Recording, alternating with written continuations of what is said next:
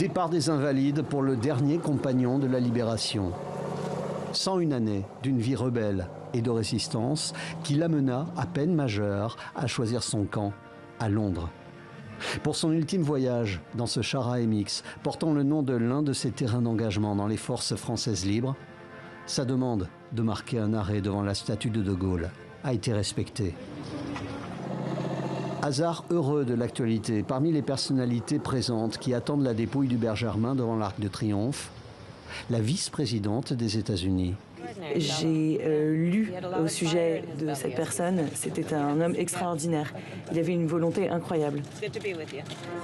L'escorte de la garde républicaine, qui n'accompagne que les chefs d'État, entoure exceptionnellement ce dernier compagnon de la Libération.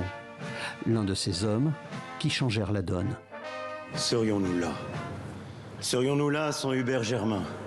Chacun savait dès lors que le jour viendrait où il faudrait dire adieu au dernier compagnon. Ce jour est venu. Un jour de symbole, où le chant des partisans résonne, de la place de l'Étoile jusqu'au Mont Valérien.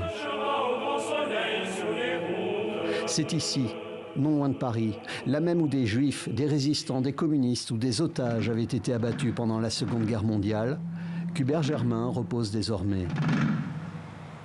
Il occupe le caveau numéro 9 de la crypte du mémorial de la France combattante, emportant avec lui, selon une autre volonté de sa part, une croix de Lorraine, taillée dans le bois, issue de la poutre de la cathédrale Notre-Dame, atteinte, mais toujours debout.